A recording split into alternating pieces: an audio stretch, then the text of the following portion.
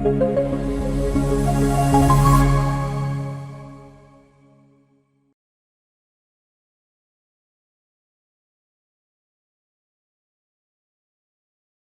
muy buenas noches. ¿Cómo están? Qué gusto volver a tenerlos durante la jornada de la clase. Por acá veo una pregunta. Eh,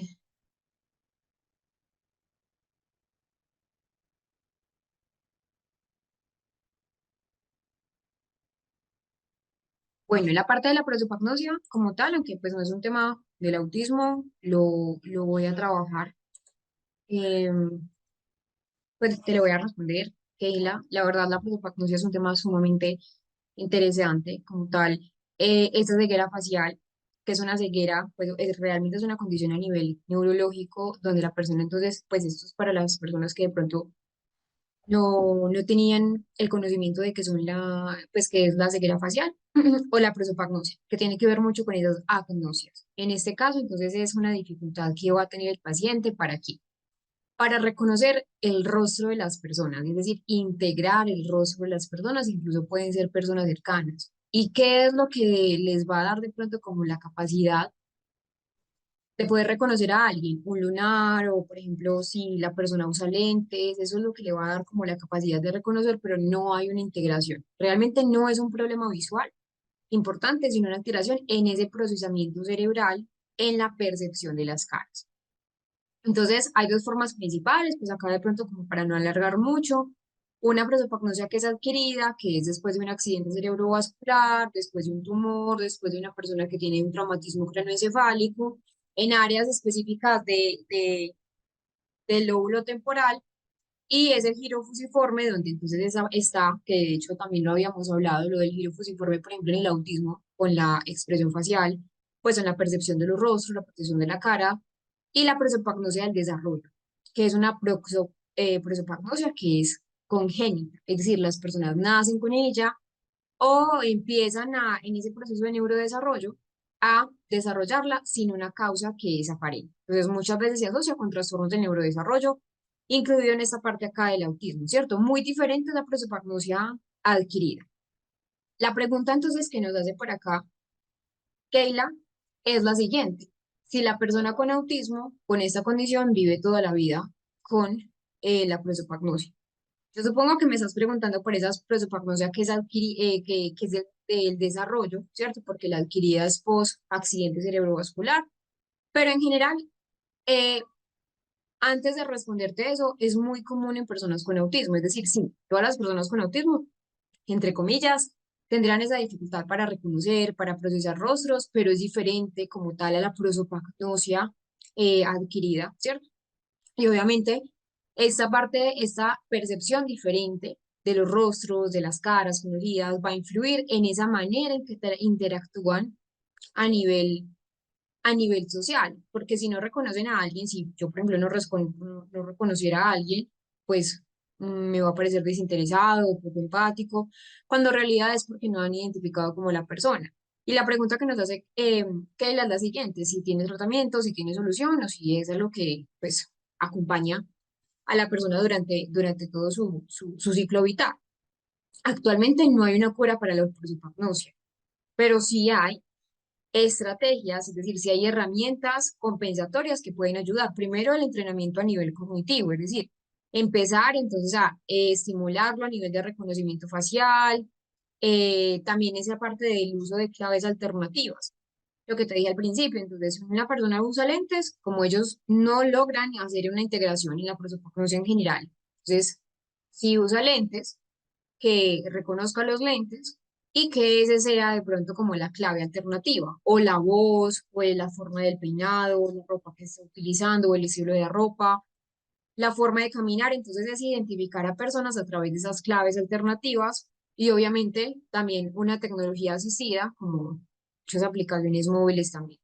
Entonces, en general, sí, la prosopagnosia pues es una condición permanente, especialmente en la forma congénita, en la rehabilitación, digamos, en la adquirida, después de un accidente cerebrovascular o etcétera, puede verse de pronto un poco más trabajable en ese sentido, porque anteriormente ya había una percepción de rostros, anteriormente ya había una, pues una capacidad para integrar la información de los rostros a nivel general, pero a nivel entonces, pues congénita, que es en el caso pues de las personas con autismo y prosopagnosia, obviamente va a ser un desafío doble. Primero porque hay una dificultad ya per se para leer las expresiones faciales, las expresiones emocionales, ¿cierto? Que es como en el espectro. Pero también ya está la dificultad de integrar los rostros. Entonces, la idea es una ayuda desde psicología, desde neuropsicología, desde pedagogía incluso, y terapia ocupacional también.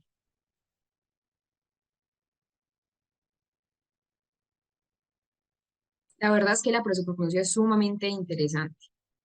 Muy buena pregunta, la verdad. Es un tema que de hecho no se habla, que de hecho es muy aislado, el tema pues, como del autismo, igual sigue siendo un tema que sigue estando en investigación.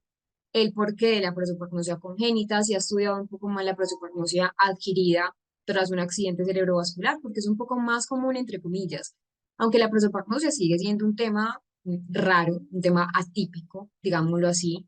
No es común que, por ejemplo, en el área de neuropsicología, lo primero que nosotros recibamos es una persona con prosopagnosia. No es como en la parte clínica lo más común, pero sí en esa parte del autismo. Hablando entonces un poco, llamándolo un poco de prosopagnosia congénita, esa desintegración a nivel de los rostros, que es bastante frecuente. Ayer, entonces, estábamos repasando un poco lo que es la clasificación del autismo. Mencionábamos que antes era conocido el autismo como un grupo de diagnósticos que eran 5 tipos: trastorno del espectro autista puro, que también habíamos hablado de lo que era el trastorno generalizado del desarrollo no especificado, trastorno de Asperger, trastorno de Rett y trastorno desintegrativo infantil. Revisábamos cuáles eran los niveles de gravedad o los niveles de apoyo que una persona con autismo requiere. Vimos algunos casos clínicos, empezamos a ver esos criterios diagnósticos del trastorno del espectro autista según el DSM-5. Deme un segundo, coloco el micrófono para que puedan escuchar mucho mejor.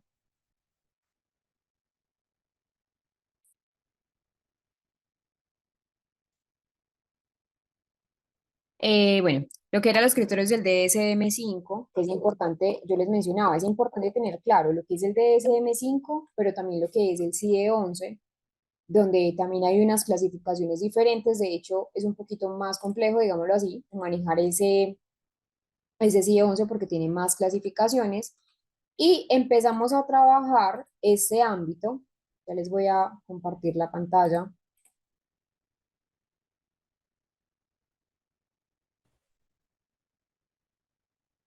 Ana, sí, Ana Sofía nos pregunta, ya pues como enlazando esa parte como de la prosopagnosia, creo que sí está relacionado con esa parte.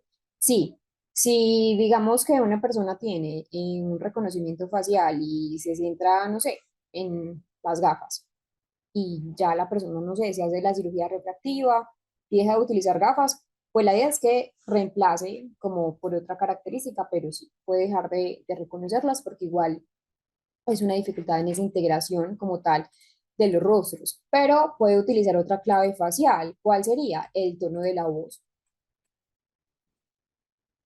Entonces, ayer estábamos hablando de esta parte, de lo que son los pilares del trastorno del espectro autista. Veíamos esta parte de la cognición y la rigidez del pensamiento, que va a explicar mucho de los comportamientos. Vimos un ejemplo de la rigidez, un video en el ejemplo.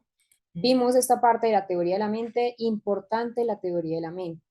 Como tal, la teoría de la mente o la dificultad en la teoría de la mente no es única y exclusivamente limitada al trastorno del espectro.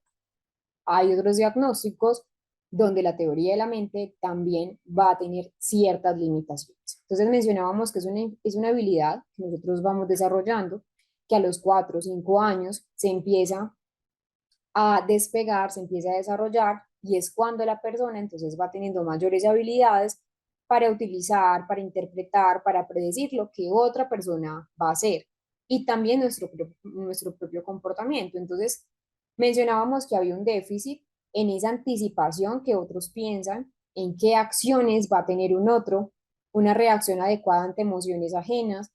Si supongamos que una persona en este momento se me presenta enfrente y la persona empieza a llorar desconsoladamente, ¿cómo actuaría yo? Recuerden que es diferente y que también me habían hecho esa pregunta, como que si el autismo y la psicopatía tenían relación. No, no hay una relación entre ambos. Es decir, la teoría de la mente o ese déficit en teoría de la mente va a ser muy diferente en el autismo y en una persona que de pronto tiene un rasgo de la personalidad psicopática.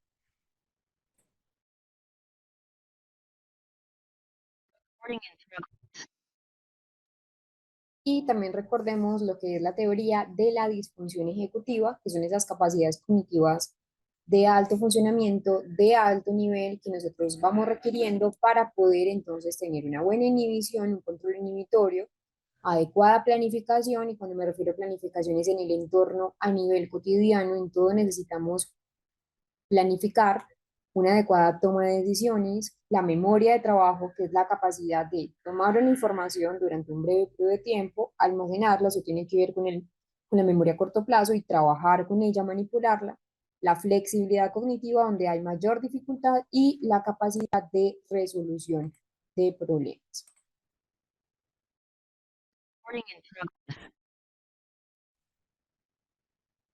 También tenemos entonces lo que es el perfil sensorial, que ya habíamos hablado, donde entonces hay varios sentidos: vista, oído, gusto, olfato, tacto, pero que no son solamente los únicos donde podemos ver o encontrar dificultades en el trastorno del espectro. También, por ejemplo, en esa parte de la propiocepción, donde entonces o es conocer dónde está el propio cuerpo, el movimiento del propio cuerpo, tener una conciencia también de las diferentes partes del cuerpo. Yo no sé si ustedes recuerdan un video que estábamos trabajando, donde a veces el niño mencionaba que tenía dificultades para encontrar como su propio cuerpo en el espacio. Identificar esto les cuesta esa parte, el perfil sensorial a nivel vestibular, que es importante también trabajarlo. Y por eso la idea es tener unos elementos de apoyo, como por ejemplo este, que es un chaleco de presión, sobre todo en las personas con autismo que tienen hiposensibilidad. Estar apretado les genera también cierto sentimiento de confort. Estos son, por ejemplo, algunos estímulos que podemos incluso hacer en casa con botellas reciclables y aceite, agua, que no se van a mezclar.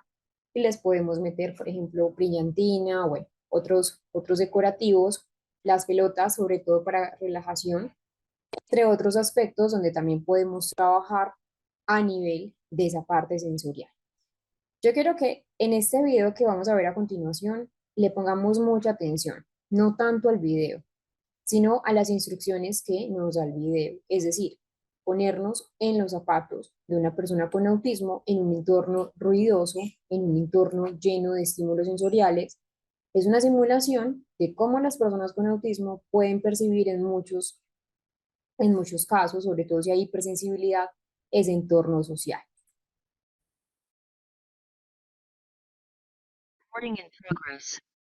Esta parte de la comunicación ya la hemos trabajado, esta parte me la voy a saltar, pero se las voy a dejar en las diapositivas para que en el material de estudio puedan entonces repasarlo. Ya sabemos que entonces en el lenguaje verbal y en el lenguaje no verbal también podemos ver algunas dificultades, y que la idea es cuál, la idea es que en general, pues debemos en general en esa parte del lenguaje. No podemos limitarlos, pero sí tratar de promover que esa conversación sea una conversación recíproca, que tengan uso adecuado de comentarios, depende del contexto, es algo que se debe estimular, y la comprensión de ese lenguaje figurativo o ese lenguaje, perdón, con bromas, con chistes, con sarcasmos, que a veces se les suele dificultar. Entonces, ¿qué apoyos podemos utilizar? Primero, regular la conducta de las emociones. ¿Para qué son esos apoyos visuales? Que serían entonces la pregunta que me hicieron ayer: los pictogramas, Los pictogramas nos permiten aumentar esa autonomía a la hora, por ejemplo, de tomar las decisiones. Cuando es algo más visual, lo pueden hacer mucho mejor, seguir las normas, conocer qué va a ocurrir.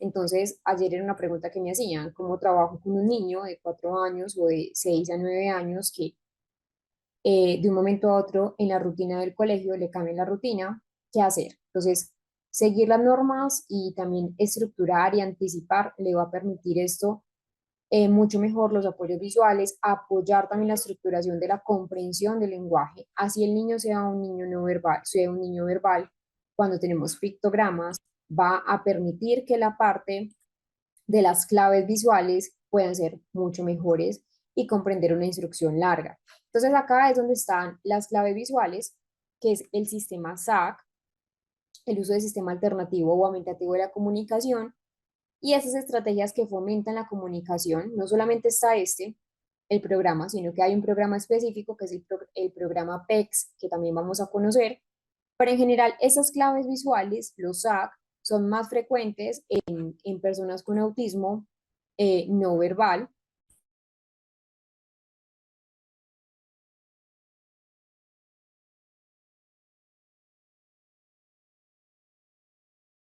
en personas con autismo no verbal. Realmente ese sistema aumentativo alternativo de la comunicación, como les digo, no son únicos y exclusivamente para personas con TEA, pero sí en ese sistema PEX hay una comunicación que es dinámica. Por ejemplo, si tenemos acá en las claves verbales, que pueden ser muy sutiles, una clave verbal, cuando tenemos una clave verbal más una clave visual, pueden ser un poco más concretas y fáciles de comprender.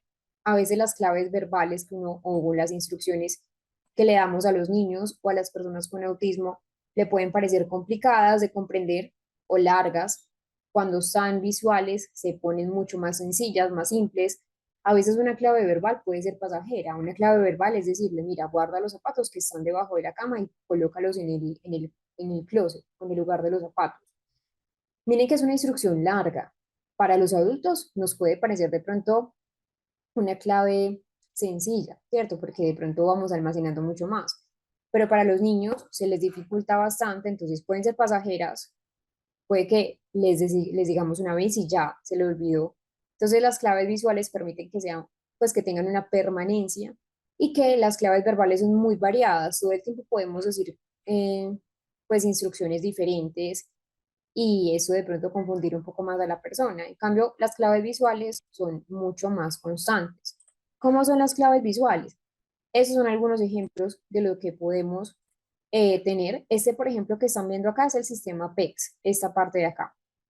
Ese a nivel digital, ese, bueno, estos tres, es el sistema PEX. Este es el tradicional con el cuaderno anillado, pero ya, pues por la era digital, se ha obviamente vinculado como a tabletas electrónicas. En general, ¿qué pasa con este sistema SAC, SAAC? Que recuerden que es un sistema aumentativo alternativo de la comunicación. Facilita esa comunicación, sobre todo cuando esa parte del lenguaje oral está ausente, o es sí está, pero es muy limitado, como ayer el ejemplo que veíamos en el paciente con autismo grado 2 que sí hablaba, pero era muy limitado.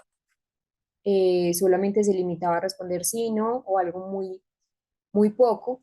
Y de hecho existen varios tipos de SAC que pueden adaptarse a esas necesidades particulares de la persona, sea niño, sea joven o incluso los adultos con autismo. Por ejemplo, hay un primer tipo de SAC sin ayuda, no es tecnológico, es decir, se utiliza el propio cuerpo como un medio comunicativo. Entonces, se entrena al niño, pues o ya el niño entonces también busca su forma de comunicarse, eh, por gestos naturales o gestos incluso que ellos mismos pueden crear, por ejemplo, señalar, aplaudir, levantar las manos, a través también de esos pictogramas impresos. Por eso se llama SAC sin ayuda, no tecnológicos, donde la idea es, por ejemplo, son estos. Ya los que vamos a ver a continuación sí serían tecnológicos, donde acá, pues, son pictogramas. El usuario, pues, señala o intercambia.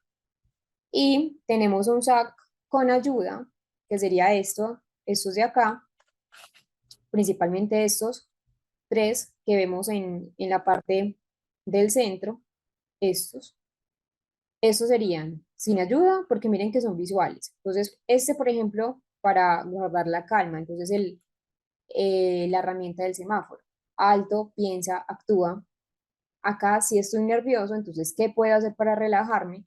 Permite la toma de decisiones, por ejemplo, puedo coger piezas de rompecabezas, puedo coger una pelota para poder apretarla o el arroz. Y esta, por ejemplo, era de un niño que le gustaba bastante Shakira. Recuerden que también la idea es que algo que lo motiva, entonces Diego recuerda, para, respira, cuenta hasta 10. Posterior tenemos entonces ese SAC con ayuda, que son dispositivos electrónicos o más bien de soporte físico, también lo podríamos ver acá. Entonces, por ejemplo, cuando son tecnologías, pues alta tecnología, hay aplicativos para tabletas electrónicas, donde entonces la idea es, por ejemplo, crear imágenes, crear palabras, que los dispositivos convierten las imágenes a texto, pues o a voz. Un ejemplo de de algunas aplicaciones es Grid 3, que la verdad me gusta mucho, pero no es el único. Hay otro que es Jaco Comunicativo, pero ya les voy a mostrar un poco más. La verdad es que muchas de estas aplicaciones se personalizan con fotos, con la propia historia del paciente, y también tenemos otros que de pronto no dependen tanto de la tecnología, pero sí de un soporte físico. Entonces, por ejemplo, este que es muy del sistema PEX, que es una carpeta anillada, pues un folder anillado, donde acá hay unas pegatinas, unos desprendibles, y allí está entonces todo ese sistema de comunicación aumentativa alternativo. Entonces, ese sistema PEX lo que hace es intercambiar imágenes y se va dando por fases. Esto lo vamos a ver también en la intervención, que de hecho es muy interesante, o un cuaderno o tableros de comunicación con pictogramas a nivel general. Las habilidades sociales que ya las habíamos mencionado, dificultad para ajustar la conducta a la situación, dificultad para aprender normas, esto me lo voy a saltar, pero se los voy a dejar en el material de estudio, en el material opcional, eh,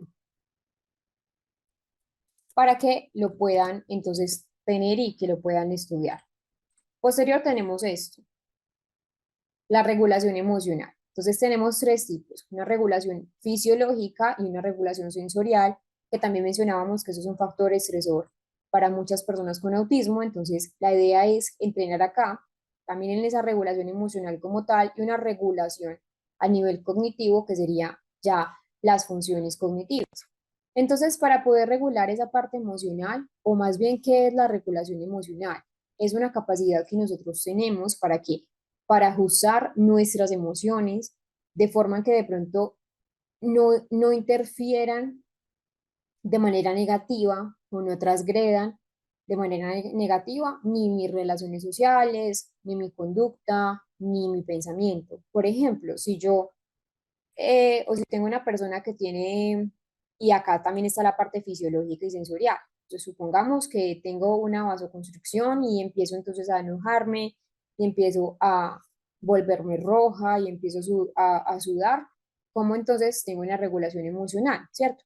Primero identifico cómo es esa parte fisiológica ante los estímulos de pronto del ambiente. Si estoy en un lugar donde hay mucho ambiente ruidoso, si estoy en un lugar donde realmente pues los decibeles de sonido son muy altos para mí, regularlos, luego regular la parte emocional, entonces identificar qué estado emocional estoy teniendo, tener herramientas para poder expresar el estado emocional y hacer intervención emocional, y luego la regulación cognitiva, que sería en funciones ejecutivas. Entonces, primero, reconocer la parte emocional, ¿cierto? Tanto propio como ajena, porque esa es la idea, tener una expresión emocional que es adecuada, una modulación de esa intensidad a nivel emocional, y luego si en algún punto hubo un desbalance emocional, recuperar después de ese desbordamiento emocional. ¿Cómo va a afectar al autismo? Ya sabemos que en las personas con autismo hay mayor reactividad emocional, es decir, responden con mayor intensidad a esos estímulos que otros de pronto van a tolerar más fácilmente. Y también van a haber ciertas dificultades para poder identificar, para poder nombrar esas emociones, que ya lo habíamos hablado, que es un tipo, pues una parte de alexithymia en el autismo, y que claro, está la última parte, que es la regulación a nivel cognitivo. Entonces, hay problemas de flexibilidad cognitiva, lo que ante un cambio inesperado vamos a tener dificultades en la parte de trastorno del espectro. Entonces, hay algo importante también y es que una tendencia a respuestas muy extremas, sobre todo en crisis, aislamiento o conductas que parecen conductas desafiantes. Por eso hay que tener entonces una estrategia para que los pacientes con autismo tengan un mayor uso de esas estrategias de la autorregulación. Entonces, que puedan distraerse, que se pueda hacer un reencuadre y que tengan también una búsqueda de apoyo. Entonces, sabemos que hay factores que van a influir, es decir, no es que las personas con autismo de la nada quieran entonces no tener una buena capacidad de inhibir ni de regular ciertas conductas, que entre comillas son culturalmente adecuadas, no es eso, no es que ellos no lo quieran, sino que hay factores que van a influir. Primero, sabemos que el autismo es eh, importante mencionar que tiene que ver con la neurobiología. Entonces, hay alteraciones en la amígdala, hay alteraciones en la corteza prefrontal, que ya también lo habíamos hablado, y el sistema límbico que se conecta con esa corteza prefrontal va a tener dificultades. Las dificultades cognitivas también, entonces dificultades en la teoría de la mente, procesamiento sensorial y obviamente la parte comunicativa, que la idea entonces es trabajar con ellos. ¿Qué estrategias? Y acá les dejo algunas que también están en el material de estudio, algunas estrategias que podemos utilizar. Ese es solamente un ejemplo de lo mucho que podemos utilizar a través de los estímulos visuales, de lo que son los pictogramas. Entonces, por ejemplo, tengo una tarjeta de emociones al estilo que ustedes quieran. Muchos pacientes lo que hacen es, por ejemplo, su papá, su mamá o alguien cercano le toma fotografías cuando está enojada, cuando está molesto, para que empiece a reconocer las emociones o de pronto no tanto así caricaturesco, sino de pronto una fotografía más realista. Pero entonces esos apoyos visuales, termómetros de las emociones, ese sería un termómetro de las emociones, le permiten saber al niño o el niño permite dar a conocer a los adultos cómo está la emoción. Entonces, apoyos visuales como termómetros de las emociones, como los pictogramas emocionales que les estoy mostrando, o hay la parte del semáforo, entonces para, respira, piensa. La idea es que también tengan rutinas estructuradas. ¿Para qué? Para entonces tener mejor respuesta a esa regulación emocional. No es entonces que solo tengan que controlar esta parte fisiológica y la regulación emocional. No, recuerden que los apoyos son importantes, son indispensables. Si tengo la posibilidad en el aula de clase de reducir esos estímulos visuales, hacer una rutina estructurada, una anticipación a cambios para que tampoco tengan pues esa parte de la reacción emocional.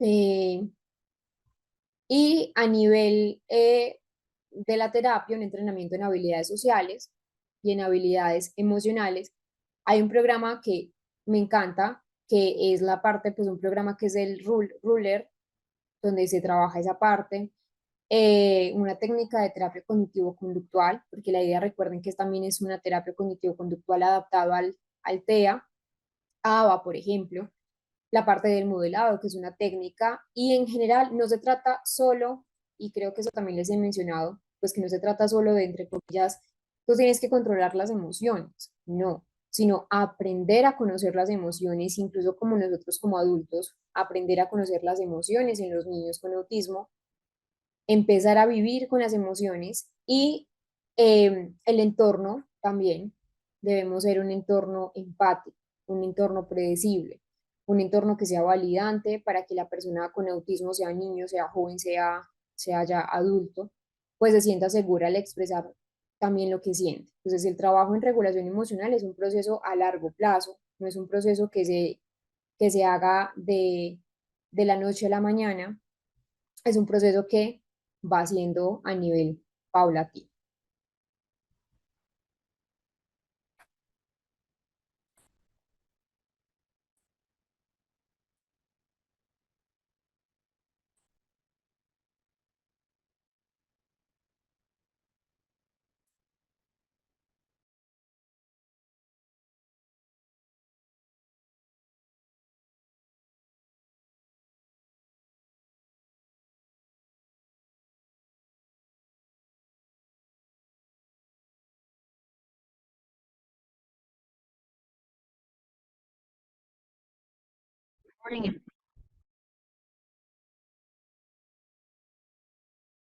Hablemos un poco de lo que es el iceberg del autismo. Es una analogía que me gusta muchísimo explicar, tanto para el ámbito clínico, para los padres de familia que reciben un diagnóstico de autismo o incluso para los pacientes para que puedan comprender realmente cómo es el iceberg del autismo. Entonces sabemos que en un iceberg lo que se ve puede ser muy poco en comparación con todo lo que está por debajo en la superficie. Entonces es una analogía que nos permite también explicar, es una analogía que aplica, digamos, o que explica esa forma en que muchas de las dificultades y muchas de las características de las personas con autismo pueden ser incluso invisibles a simple vista. Es decir, lo que vemos acá, lo que vemos en la superficie, puede ser el negativismo, puede ser el autoaislamiento, pueden ser esas conductas disruptivas, pueden ser esas conductas agresiones, las conductas repetitivas, pero lo que vemos es muy poco en comparación con lo que está debajo. Entonces, la punta del iceberg es solamente una pequeña parte, un pequeño fragmento de lo que realmente ocurre internamente en las personas con autismo. Entonces, si desglosamos la analogía, la parte visible del iceberg es lo que la mayoría de las personas pueden notar, lo que la mayoría de las personas pueden identificar fácilmente en una persona con autismo. Entonces, una persona con autismo o una persona en general que puede decir, bueno, una persona con autismo puede tener dificultades para la socialización, puede tener un lenguaje directo o un lenguaje muy literal, o puede tener esas reacciones inusuales frente a los estímulos visuales, a los estímulos auditivos, a la parte táctil, puede tener un contacto visual muy limitado, un comportamiento con estereotipias, pero realmente son experiencias que simplemente no vemos lo profundo del iceberg. Es decir, en las personas con autismo puede decir que tengan en la, en la, en la, en lo profundo del iceberg ansiedad o estrés social, entonces es muy posible que una persona con autismo esté luchando internamente para manejar esas interacciones sociales, incluso a veces sin parecer nerviosa. Hay personas que, de hecho, es algo muy común que digan como, ay, tú no pareces autista. Yo ya les había mencionado a ustedes pues, que creo que es el peor insulto para una persona con autismo, es decir, no hay una regla única para ser autista. Entonces ese autoaislamiento puede ser que realmente esté luchando internamente con esa ansiedad, con ese estrés social. Muchas personas con autismo también tienen problemas para procesar esos estímulos sensoriales, como el ruido, como las luces, y eso puede de pronto causarles un malestar sin que los demás lo noten, o la fatiga mental y emocional, que hay muchísima fatiga mental y emocional en el autismo, es decir, tratar de adaptarse, tratar de ajustarse a las expectativas sociales, ajustarse a un entorno que de pronto incluso es un entorno que no es amigable con las personas con autismo, puede ser bastante agotador para ellos.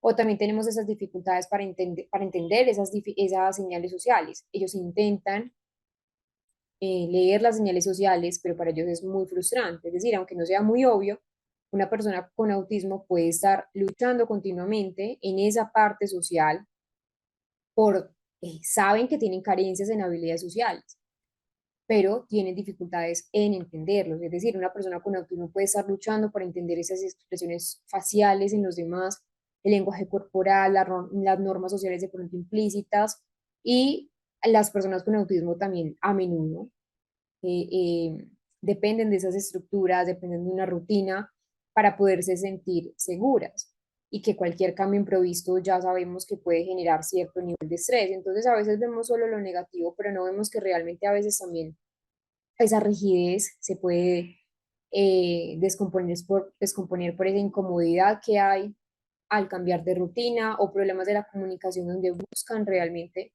comunicarse y a veces sus intentos comunicativos son muy limitados y los frustran bastante. Entonces, ¿por qué es muy importante esa analogía?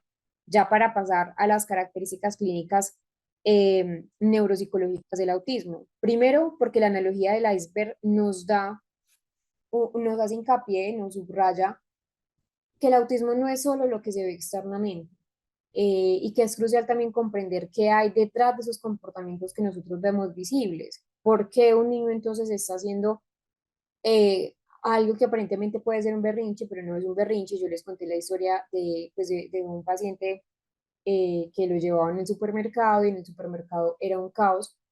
No era porque no quería ir al supermercado porque le daba pereza, no, era porque realmente en el supermercado tenía muchos estímulos a nivel sensorial, entonces son muchas experiencias internas que pueden ser mucho más profundas de lo que creemos, entonces al igual que nosotros vemos en un iceberg, lo que está debajo de la superficie es mucho más profundo, es mucho más grande que lo que nosotros a simple vista podemos ver. Entonces es importante que nosotros también tengamos un tacto de lo que no se ve a simple vista en las personas con autismo. Características clínicas neuropsicológicas del trastorno del espectro autista.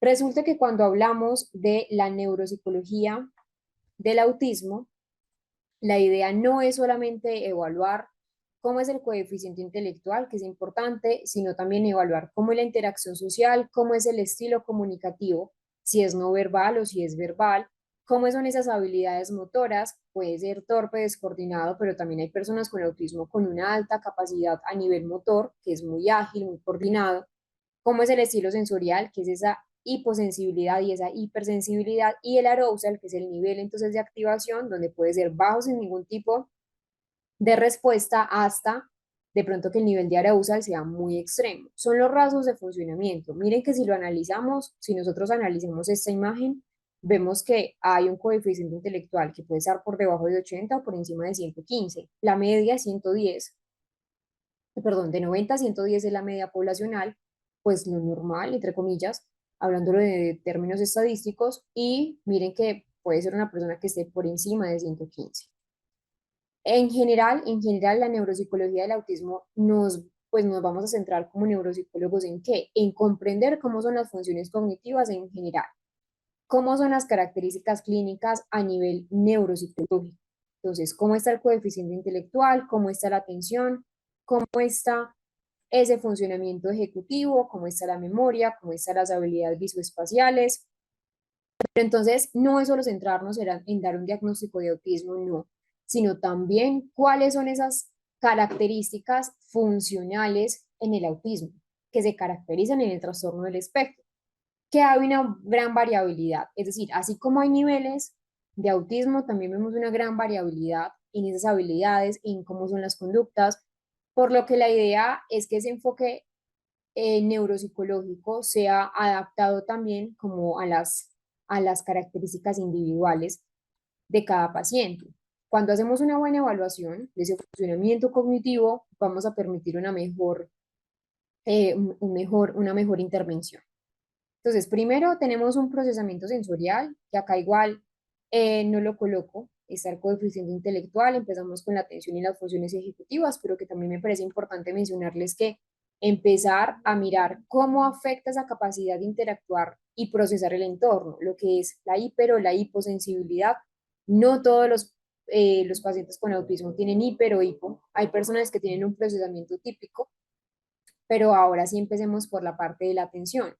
Muchos niños, muchos pacientes con autismo presentan dificultades para poderse concentrar en tareas, especialmente cuando implican aspectos sociales.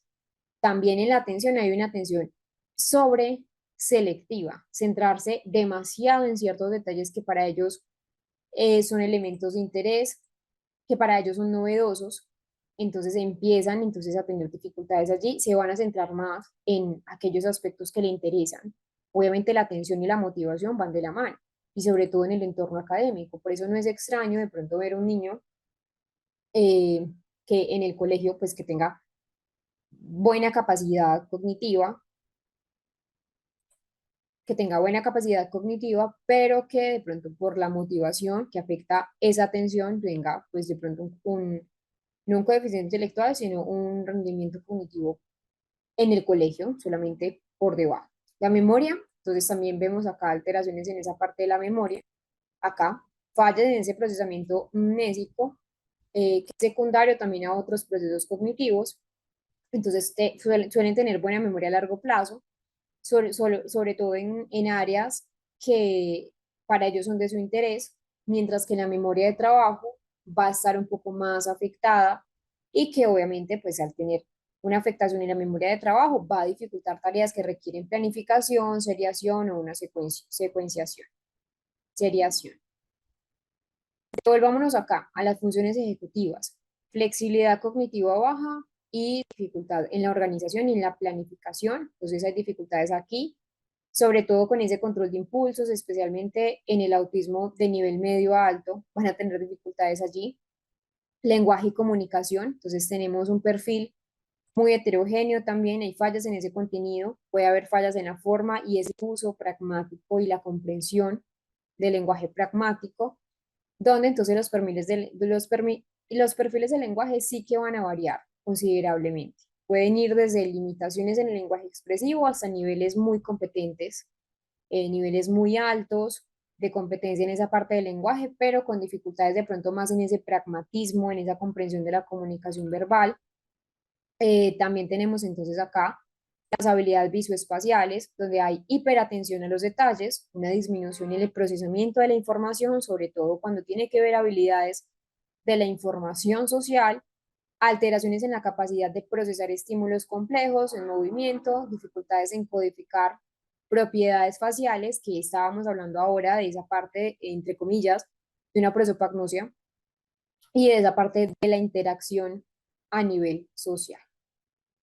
No es lo único que debemos evaluar. Recuerden que debemos evaluar también lo que es la teoría de la mente, la capacidad de comprender perspectivas, de comprender emociones de los demás, que es muy frecuente que en el autismo tenga una alteración, lo que va a dificultar también es interacción social. La idea es hacer una buena evaluación neuropsicológica, entonces evaluaciones como objetivo principal, identificar esos puntos fuertes y esas áreas de mayor debilidad o de mayor dificultad para poder entonces, ¿qué? Generar todo un plan o desarrollar estrategias de intervención que sean individuales. Pruebas en función ejecutiva, como por ejemplo, una prueba de Torre de Hanoi, el test de Wisconsin para evaluar esa flexibilidad, esa planificación, evaluar el lenguaje como el SELF, eh, pues para evaluar el lenguaje comprensivo y expresivo, la teoría de la mente, donde entonces, pues es importante también mencionar que, bueno, y la evaluación de la memoria que no les mencioné, entonces pruebas de memoria verbal, pruebas de memoria visual,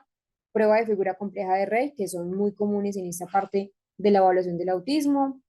La idea es también mirar esa evaluación de la conducta adaptativa, entonces evaluar esas habilidades de la vida, habilidades sociales, comunicación en el contexto cotidiano, y ya para hacer una intervención, supongamos que fueron resultados donde de pronto no fueron los idóneos.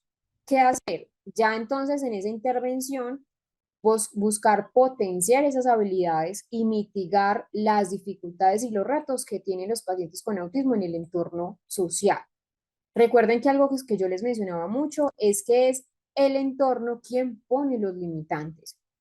Yo les mencionaba entonces también como por ejemplo tenemos mm, una escalera y, y una rampa, por ejemplo, con alguien que de pronto tenga muletas o una persona que tenga silla de ruedas. Ahí es donde vemos las limitaciones, pero si tenemos una rampa, las mitigamos. Entonces, la intervención se va a centrar en qué? En habilidades sociales, ejercicios para mejorar esa interacción social, ese reconocimiento de expresiones faciales, de emociones, mejorar la comunicación, una intervención también donde la idea es usar herramientas a nivel visual para esa flexibilidad cognitiva, planificadores, organizadores gráficos, de hecho, es bastante, y un desarrollo también desde una rutina estructurada, ayudas visuales para reforzar esa memoria de trabajo y la parte de la organización. La idea es que siempre sea un enfoque individualizado para que podamos tener mejores resultados. Yo les mencionaba, dos pacientes con autismo son como dos gotas de agua, pueden tener el mismo nivel de apoyo, pero si tú los evalúas a nivel neuropsicológico, pueden tener funcionamiento diferente, por eso hablamos de un espectro.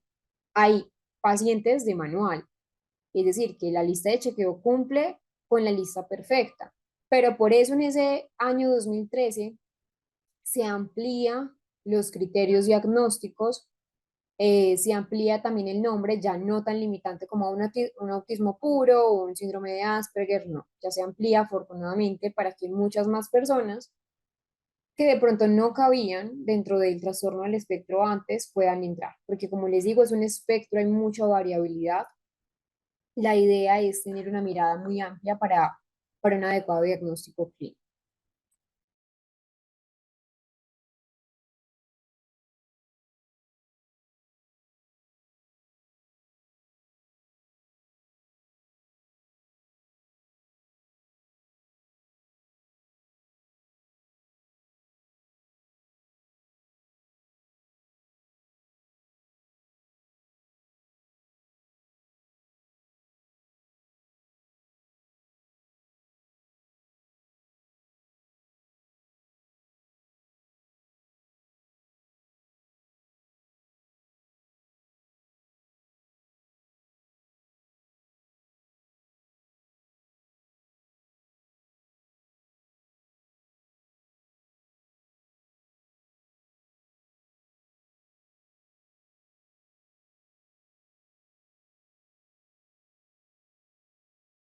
Vamos a ver este otro tema, lo que es entonces la epidemiología y las bases neurobiológicas del trastorno del espectro autista. Pero antes, quiero entonces entrar con una recomendación y es con esta frase de Temple Grandin y dice lo siguiente. En la diversidad del autismo encontramos fortalezas que desafían las expectativas y rompen barreras. ¿Quién es Temple Grandin? Veamos un poco sobre ella. Es una recomendación. Acá es una recomendación de un libro que ella escribe. Ella es una persona con autismo, fue diagnosticada desde que estaba muy pequeña con autismo. De hecho, pues es una persona, es demasiado, demasiado inteligente, es una científica, es docente, es defensora del autismo y empieza a ser diagnosticada con autismo desde que estaba muy pequeña. Entonces, nace alrededor de los años 40. Ya sabemos que apenas se estaba desvinculando el autismo de lo que era discapacidad intelectual, apenas se estaba desvinculando el autismo de lo que eran esquizofrenias infantiles. Realmente de ella sacan una película que ya les voy a dejar la recomendación, es muy interesante, y empieza a concientizar sobre lo que es el diagnóstico.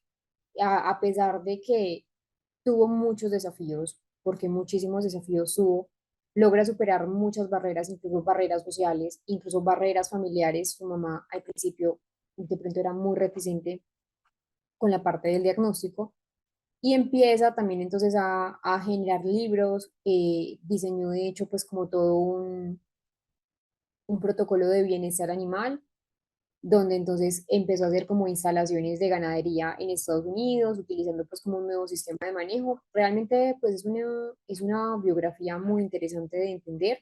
Es zoóloga, etóloga, como les digo, es científica, bueno, realmente es una persona muy versada en muchos temas, pero lo que hace también es concientizar el autismo.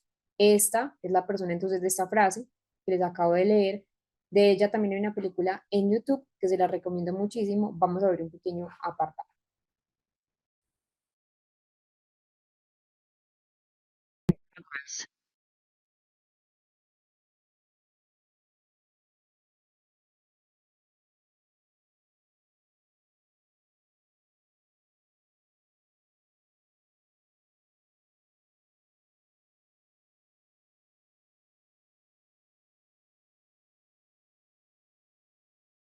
Cuando hablo de epidemiología, quiero que lo veamos desde comillas, ¿cierto? Porque hablar de una epidemia, entre comillas, es acá donde entonces quiero que hagamos la reflexión. Yo no puedo hablar de una epidemia porque, primero, digamos que muchas personas a lo largo del tiempo han dicho como, no es que hay más auge, muchas más personas hay diagnosticadas con autismo, más personas están naciendo con autismo. Obviamente, la tasa poblacional ha subido, ha incrementado desde 1940 a la fecha, ¿cierto? Sabemos que en ese momento, a lo largo de los países, hay una tasa poblacional amplia, grande, pero no podemos hablar de epidemia, primero porque pues, sabemos que el autismo no es una enfermedad, ¿cierto? El autismo no es una enfermedad, entonces no podemos hablar de epidemia, por eso epidemiología no lo podemos mencionar, lo pongo de pronto como una sátira también. Pero entonces entrémonos en esto. Entonces, la epidemia del autismo se puede explicar, entre comillas, epidemia, no porque existan más casos de autismo, sino porque hay más información, hay mejor información.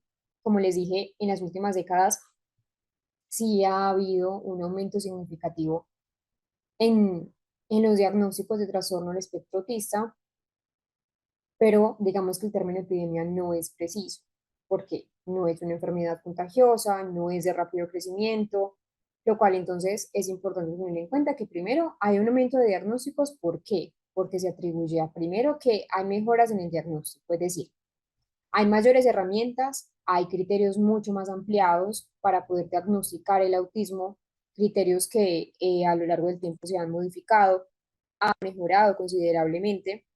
Entonces, muchas más personas, como hay mayores criterios, pues criterios más ampliados, pues personas han podido ya estar más vinculados con lo que dice el autismo, lo que permite identificar más casos, incluso de pronto aquellos casos que era o que son menos graves y que antes de pronto no se reconocían como tal como el autismo. Hay una mayor conciencia. Las personas ya están más alerta hoy en día, papás, médicos, docentes, son mucho más conscientes de lo que es el autismo, de las señales que pueden parecer un autismo, lo que lo lleva también a una detección temprana que sea mucho más frecuente. Anteriormente no era así, anteriormente era un niño que de pronto no hablaba en el colegio, era considerado simplemente un niño tímido.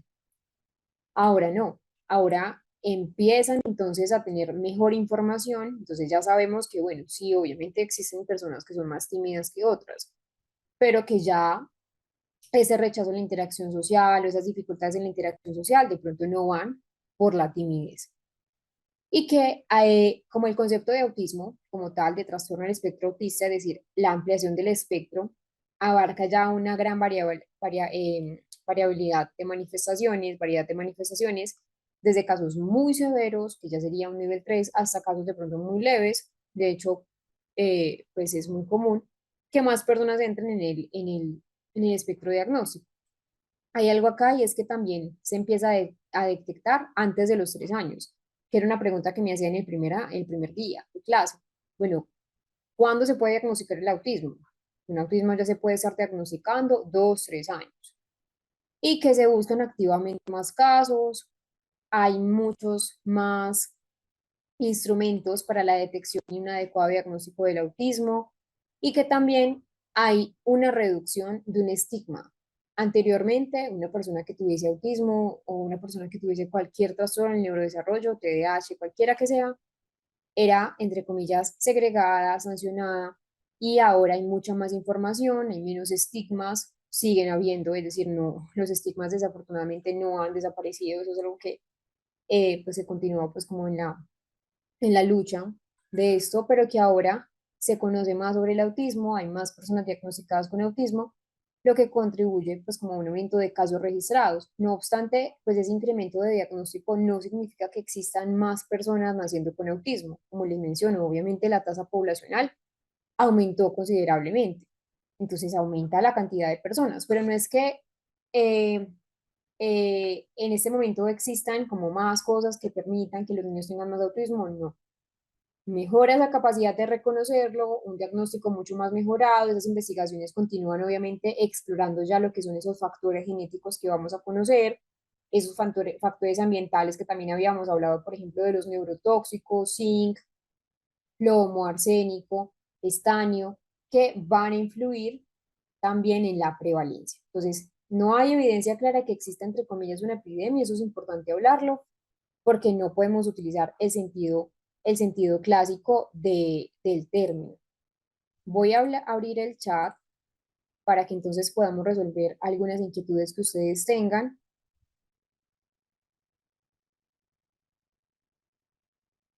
Por acá veo una que no había respondido de Luis, que dice, ¿cómo intervenir a los padres que, a pesar de ver a su hijo con autismo, no muestran mucho interés por ayudar? Créeme, Luis, que no es un caso aislado. Esto es muy frecuente por los estigmas de los que te estaba mencionando. A veces puede ser difícil intervenir en los padres porque primero hay muchas eh, como negaciones ante el diagnóstico. Entonces, primero, evaluar el por qué un padre de familia de pronto está teniendo una negación al diagnóstico. Si es culpa, los padres a veces tienen mucho sentimiento de vergüenza, mucho sentimiento de culpa que no deberían sentir, pero la tienen por lo que de pronto dirán, por los estigmas sociales o falta de pronto información realista sobre lo que es el trastorno del espectro autista. Entonces la intervención es realizar entrevistas motivacionales, sesiones de orientación individual, también explorar qué barreras de pronto ambientales también tienen los padres de familia y explicarle el diagnóstico en general, de una mirada muy positiva realmente. Entonces, una estrategia, por ejemplo, es invitar sin confrontar. Entonces, validar el por qué de pronto luchan contra ese diagnóstico para poder trabajar de una manera mucho más integrada.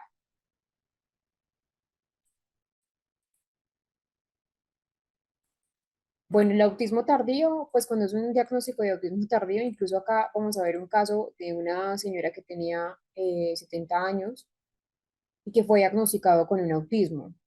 Es decir, es un autismo tardío que no se diagnostica en la infancia, que no se detecta en la infancia. Entonces, una persona que siempre tuvo autismo, eso ya lo sabemos, pero no tuvieron de pronto los recursos o de pronto no eran tan conscientes como ahora y se diagnosticó en una etapa posterior de la vida, que un autismo tardío puede ser en la adolescencia, en la adultez o incluso en el periodo ya de la vejez, como la paciente que vamos a ver en un ejemplo más adelante, que de hecho es muy importante. Entonces, a veces pueden ser incluso personas con un alto funcionamiento o un perfil leve.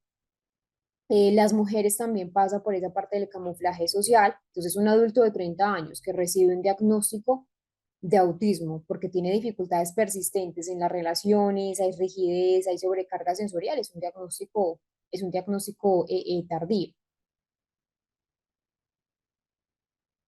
El arousal es el nivel de alerta.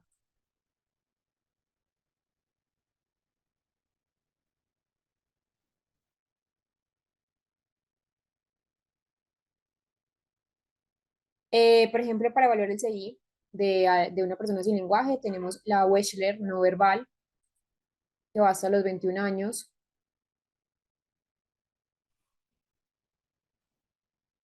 Bueno, esa parte de la captura de pantalla, si quieres, puedes ver la clase grabada, porque la idea es que podamos avanzar. Igual también todas las diapositivas, no le tienen que hacer por como captura. Todas las diapositivas están en el material de estudio.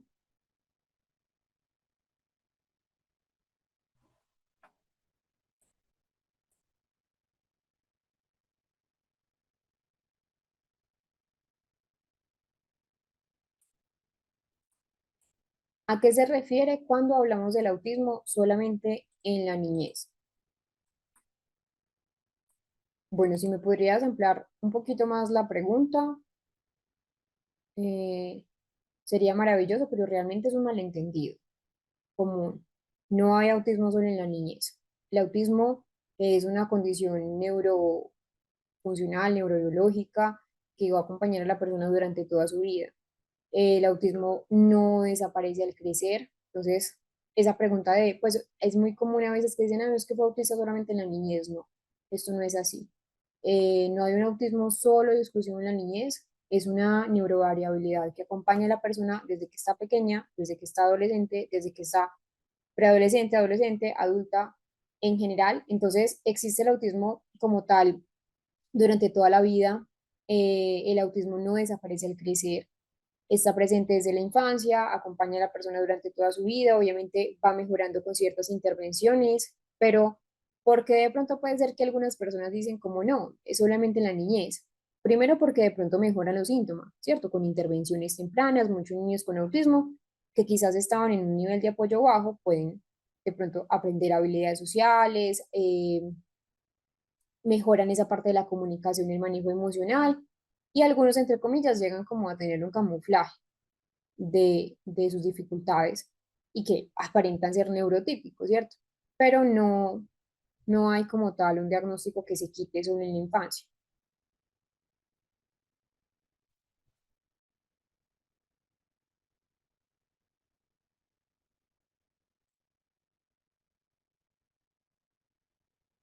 Bueno, vamos entonces a entrar a nuestro descanso.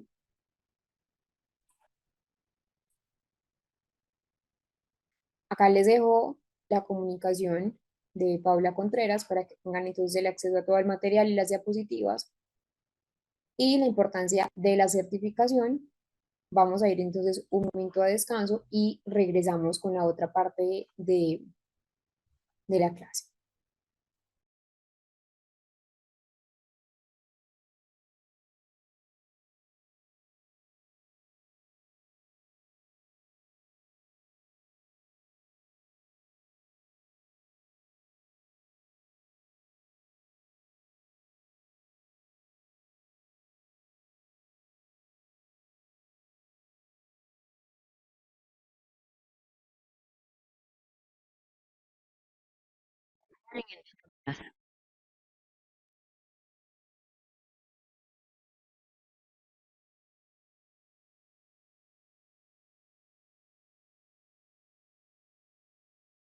¿Cuál es la frecuencia del trastorno del espectro autista? Entonces, ya hemos hablado que la prevalencia según la OMS es de cada uno en 160 niños en todo el mundo, presenta eh, algún grado de trastorno del espectro autista y que es importante mencionar esto, que las tasas de prevalencia pueden variar entre países, entre regiones, porque ya hemos mencionado que algunos países están mejor preparados que otros para enfrentar de pronto el reto a nivel diagnóstico. Establecer una cifra exacta de prevalencia es difícil.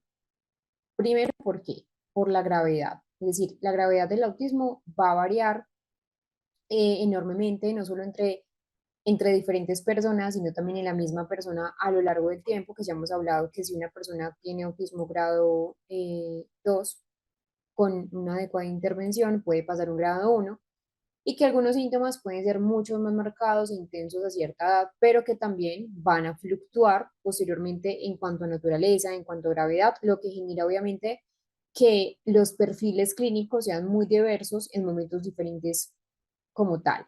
Entonces, establecer una cifra puntual de prevalencia es difícil, es dificultoso, es muy arduo, porque hay muchas modificaciones en esos criterios diagnósticos a lo largo del tiempo y por esa gran heterogeneidad en el diagnóstico. Por ejemplo, acá vemos una cifra del 2022, hace ya cierto tiempo, pero miren, por ejemplo, en Qatar, que lleva un alto porcentaje, acá si lo analizamos, el único país que hay en Latinoamérica es acá, Colombia, pero pueden ser por esas diferentes características diagnósticas de las que ya les he mencionado. Entonces, la visión actual acepta, y esto que también es muy importante tenerlo en cuenta, porque también hay una duda. La duda general es como, bueno, ¿será que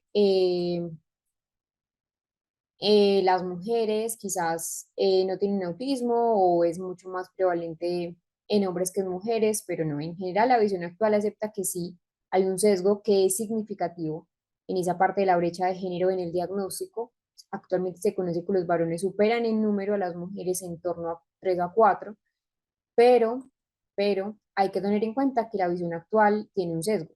Es decir, hay una mayor cantidad de personas, hombres, con un diagnóstico de autismo en comparación con las mujeres, pero porque pues realmente las mujeres tienen, digamos, o es mucho más probable que sus intereses o más probable que sus preocupaciones específicos sean más, por ejemplo, el maquillaje, la moda, las estrellas de pop, cosas que entre comillas pueden ser más socialmente aceptadas, entonces que sean socialmente más convencionales, lo que de pronto genera o que quizás ese distanciamiento social a menudo se puede atribuir a una timidez o una capacidad para camuflarse, entre comillas, o imitar un comportamiento socialmente correcto. Entonces, actualmente hay cada vez mayor conciencia de que el diagnóstico de las mujeres con frecuencia se puede tardar porque se puede dificultar, es decir, cuando me refiero a tardar no es que aparezca a los 5 años y los niños a los 3, no, es porque se demora de pronto a veces en ser observado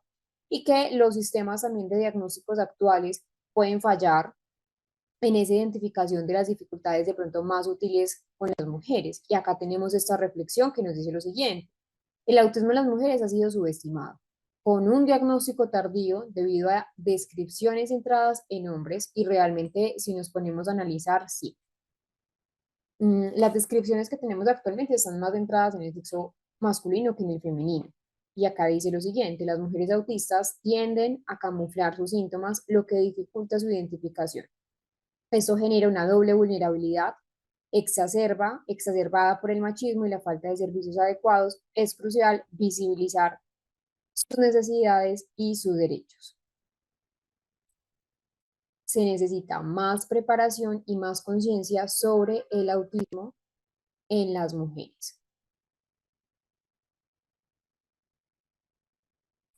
Vamos a ver entonces un video de cómo podría ser el autismo eh, en la parte femenina para luego pasar al diagnóstico diferencial.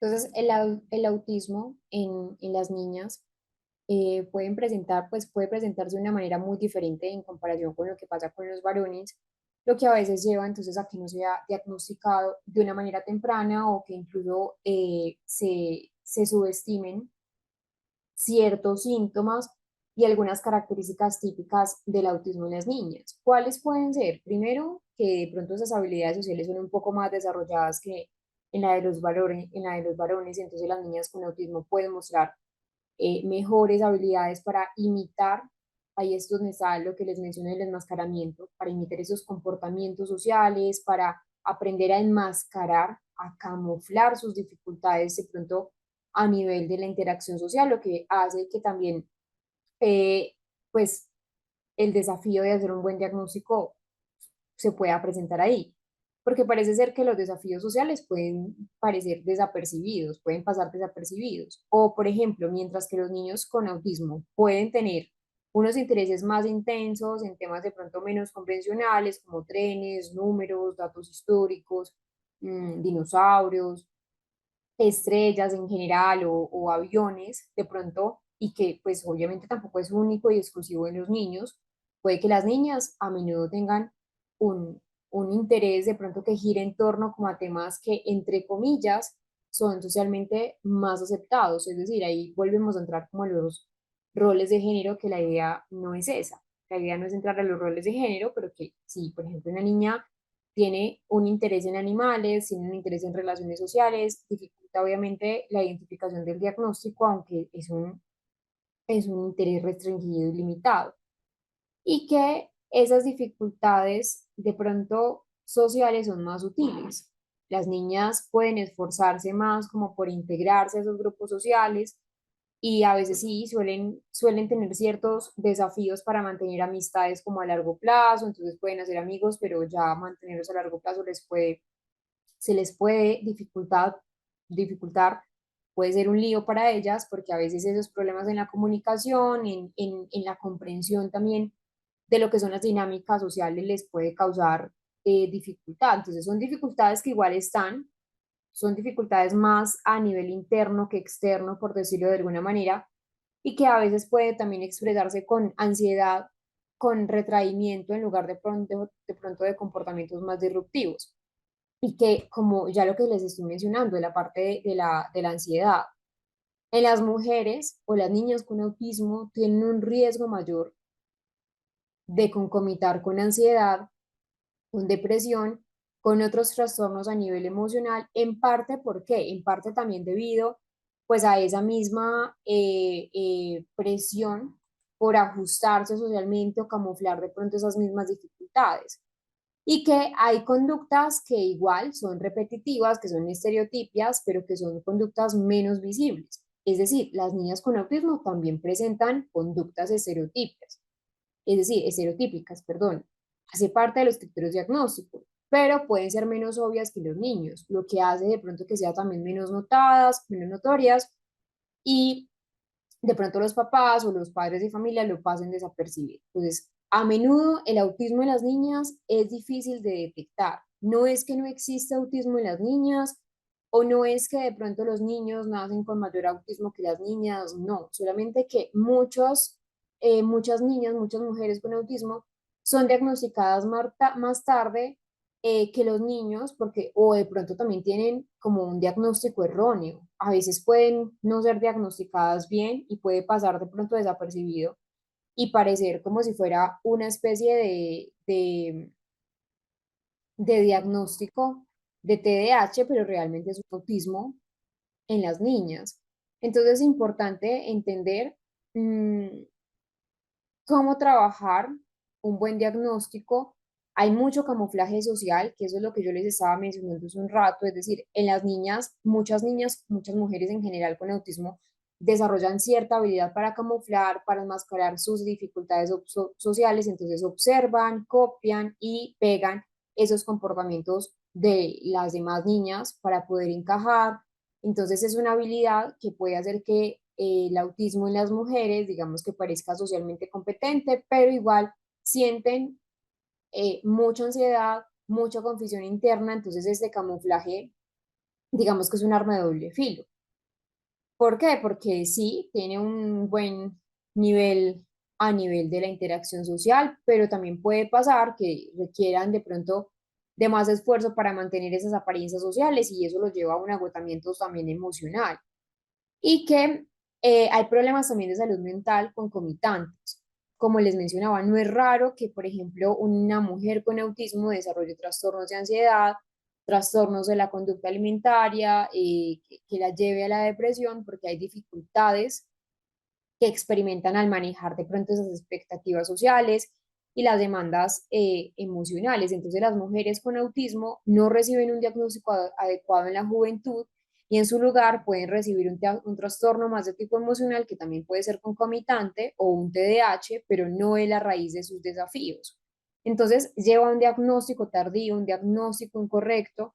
Por eso muchas mujeres que no son diagnosticadas hasta la adolescencia o esa parte de la adultez, siendo un diagnóstico tardío, reciben un diagnóstico y sienten un alivio porque ya saben por qué muchas de sus conductas. Entonces, es eso, es concientizar un poco más sobre esa necesidad de ajustar eh, la investigación, de saber mucho más, de tener más eh, suspicacia clínica, si lo queremos llamar así, más ojo clínico para poder detectar adecuadamente el autismo en las niñas. Entonces acá ya sabemos que esto ya lo habíamos mencionado, que mmm, es importante mencionar que en las niñas también se debe presentar esa parte del ámbito nuclear.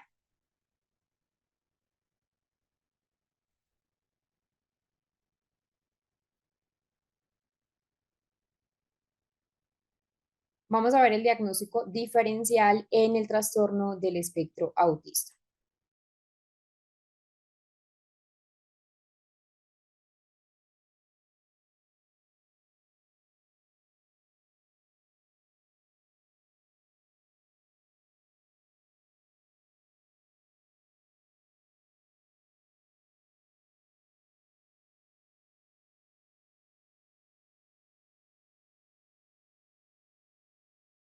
Cuando nosotros hablamos de diagnósticos diferenciales,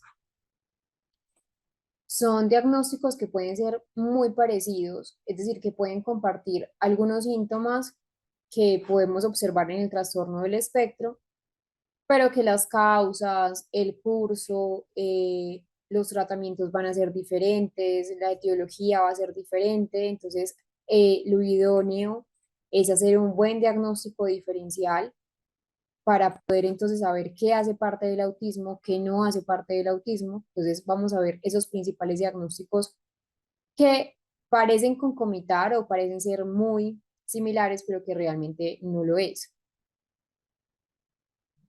Vamos a hablar del primero,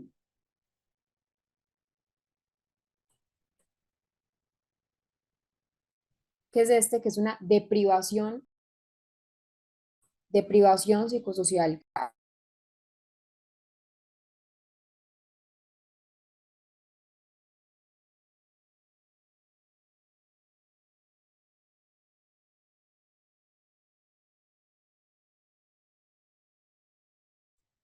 Cuando nosotros hablamos de este primer diagnóstico de la deprivación psicosocial grave es porque provoca un cuadro pseudo autístico, ese es el término correcto.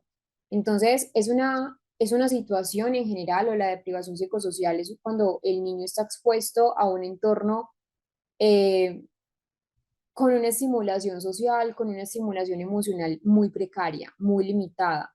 Puede ser debido a qué? A negligencia, a maltrato físico, a que de pronto el niño estuvo expuesto a un abandono prolongado, o que el niño, por ejemplo, esté en una institución muy temprano, acá en Colombia se llama Institución Colombiana de Bienestar Familiar, el ICBF, pero sé que obviamente en otros países tiene otro nombre, pero hace alusión a esas instituciones donde resguardan, refugian y cuidan a los niños que por algún u otro motivo no pueden vivir con su familia biológica. Entonces son niños que están institucionalizados, o niños, por ejemplo, que están en, se me fue el nombre, se me fue el nombre, internados desde muy temprana edad, porque puede ser que su mamá no lo pueda cuidar, bueno, por X motivo, entonces son niños donde obviamente eh, están bajo un entorno muy básico de estimulación emocional y social. Entonces, es una crianza incluso en contextos, o por ejemplo, también puede pasar que sea un niño con una crianza en un contexto de violencia, o niños donde de pronto no se le cubren adecuadamente sus necesidades afectivas, sus necesidades biológicas y no se le da una buena interacción. ¿Por qué digo yo que, pues no yo, la ciencia, porque dice que es un cuadro pseudoautístico? Porque muchos de los comportamientos van a parecer muy similares al autismo. Primero, hay poca o nula respuesta social o emocional. Entonces, los niños que han nacido en un entorno de pronto donde hay mucho empobrecimiento del contacto socioemocional, el niño no va a tener un aprendizaje. Recordemos que nosotros como seres humanos aprendemos del contacto con otros seres humanos, nosotros aprendemos a través de la observación. Y si estamos en un entorno nulo de interacción, nulo de teoría de la mente, obviamente no vamos a tener quien nos estimule esa parte. Entonces esa respuesta social va a estar muy reducida. También pueden presentar un retraso en el lenguaje y en ese desarrollo en general, porque algo importantísimo que debemos tener en cuenta es que en el neurodesarrollo, si no se estimula, el niño puede alcanzar ciertos hitos o ciertas habilidades, pero no va a encontrar las habilidades que necesita. Entonces, claro, el niño va a tener un lenguaje reducido, un desarrollo en general que de pronto no es el idóneo. En muchas ocasiones también hay falta de contacto visual, o ese juego compartido donde es muy evidente a veces como síntomas parecidos al autismo, pero que no es autismo, o pueden haber también conductas autoestimulantes, como el balanceo y el aislamiento social, pero no es autismo. ¿Por qué? Yo les mencionaba que para entender qué es autismo necesitamos saber cuál es la etiología. Y acá hay un fuerte componente de un cuadro a nivel eh, reversible. Obviamente van a tener ciertas limitaciones porque el neurodesarrollo es importante, pero si se le da una adecuada intervención al niño, si el niño entonces recibe los recursos adecuados, si el niño recibe la intervención adecuada, pues es más que esperable que el niño tenga una involución, digámoslo así, de esa deprivación psicosocial grave y pueda volver a estar funcional, ¿cierto? ¿Cómo se diagnostica? Primero, para saber qué diagnóstico, entonces se hace una historia detallada del entorno de la crianza. Si está muy marcada por violencia, por abandono, pues ya sabemos que aunque tenga signos muy similares al autismo, no va a ser autismo, porque es diferente una observación también de ese cuidado o de ese vínculo con los padres, o con las figuras pues como que tengan al cuidado. Y una observación de ese progreso tras las intervenciones. En autismo, el progreso suele ser más lento y menos marcado que en la deprivación. Entonces, es fundamental diferenciar el autismo de la deprivación psicosocial, porque de hecho es uno de los diagnósticos que debemos tener mayor claridad en ese diagnóstico diferencial, porque el propósito y la intervención también van a cambiar radicalmente. Un niño con deprivación socioemocional pues puede presentar conductas tipo TEA, entre comillas, pero si se ofrece un entorno afectivo, un entorno protector, un entorno que es estimulante en todas las áreas, pues vamos a recuperar muchas de sus habilidades sociales y comunicativas, cosa que pasa diferente en el autismo, que hay unas bases neurobiológicas. Entonces es importante saber que el curso es diferente. Acá en el autismo persiste, aunque pueda mejorar con intervención, obviamente mejora, pero es más lento, mientras que en la deprivación socioemocional suele mejorar si se ofrece un entorno pues que sea como enriquecedor. Trastornos en general de la comunicación y trastornos específicos del lenguaje también son diagnósticos que la idea es que sea diferencial. Una similitud es que hay un retraso en ese desarrollo del lenguaje, dificultades para expresarse o dificultades de pronto para comprender, pero una diferencia entre el TEL, que es el trastorno específico del lenguaje, y el TEA, que es el trastorno del espectro autista, es la intención comunicativa. Acá lo coloco. Entonces, hay una comunicación, puede que no sea verbal, pero la no verbal es compensatoria de las dificultades a nivel oral. Entonces, hay una reciprocidad social, hay una intención comunicativa, están también, digamos, la comprensión de la pragmática del lenguaje. En el autismo sabemos que hay una alteración en la pragmática del lenguaje. Otro, a diferenciar que es importante, es el trastorno por déficit de atención y hiperactividad. Concomitantes, sí. Iguales, no. Es decir, los trastornos del neurodesarrollo se pueden presentar de manera conjunta. No es extraño ver una persona con TDAH y TEA. Hay una similitud y es que, claro, en ambos hay dificultades atencionales, tanto en el autismo como en el TDAH hay dificultades atencionales, en ambos hay dificultades en esas funciones ejecutivas, en ambos hay problemas en la autorregulación emocional sobre todo, conductas que pueden percibirse como conductas disruptivas, pero hay una diferencia importante y es que en el TDAH no hay dificultades nucleares en la comunicación social, ni tampoco se suele ver patrones repetitivos y restringidos del comportamiento que son muy típicos en el trastorno del espectro. Pueden coexistir, importante entender que son comórbidos, hay una comorbilidad y esto es muy frecuente, pero son diagnósticos diferentes, son entidades diagnósticas aparte. Tenemos otra y es el trastorno de la coordinación motora. La dispraxia es algo que también se puede presentar, pero que son diagnósticos diferentes. Este es el que no trastorno el espectro psicótico, es decir, los trastornos psicóticos tienen una edad de inicio muy avanzada, muy diferente en la adolescencia temprana y características clínicas como delirios, como alucinaciones, y es uno de los antecedentes importantes a diferenciar. Acá hay antecedentes psiquiátricos en la familia y algo muy diferente al autismo.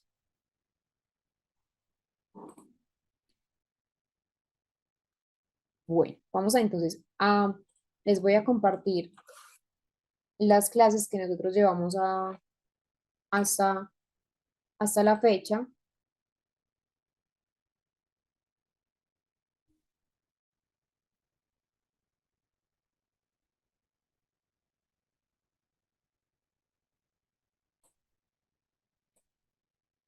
Ya ahí pueden encontrar cuatro clases. La clase uno que recuerden que fue el día jueves, la clase 3 que fue em, el día sábado, y la clase 4 que fue el día 26.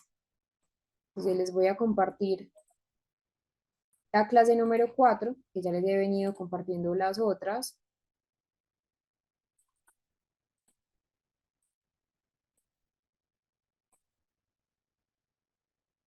Esa es la clase 4. Les voy a compartir la clase 3 que son las dos últimas que de pronto no han visto. La clase 3 fue perdón, la clase 4 fue la del día lunes. Esta es la de la clase 3. Y ahí en la playlist también pueden ver las otras, la uno y la 2 que ya previamente se los había compartido. Bueno, entonces vamos a dejar acá. Mañana nos vamos a volver a conectar con la ronda de preguntas, con la temática entonces que estamos trabajando, que son los diagnósticos diferenciales importantes. empezar a conocer cuáles son las causas o los factores de riesgo para autismo, las bases neurogenéticas, lo que es la genética y la herencia. Vamos a trabajar lo que es la alta heredabilidad, los múltiples genes implicados, porque no hay un único gen del autismo, hay múltiples genes, y que también las mutaciones espontáneas, que son mutaciones de novo, es decir, mutaciones que pues como tal son al azar. Algo de genética también, como el autismo sindrómico, que ya lo hemos trabajado, y nos veremos entonces el día de mañana. No, Estefanía, yo no tengo grupo de WhatsApp, pero del diplomado sí hay un grupo de WhatsApp. Como tal, yo no estoy allí. Te puedes comunicar con la coordinadora Paula, ella te explica, o si alguien de pronto puede hacer em, el favor como de compartirte el link de acceso, pues como el enlace directo, sería muy pertinente, aunque también le puedes explicar, pues como preguntar a la coordinadora Paula Contreras. Que tengan una muy bonita noche y recuerden que mañana nos veremos una vez más para otra clase más. Chao, que estén muy bien.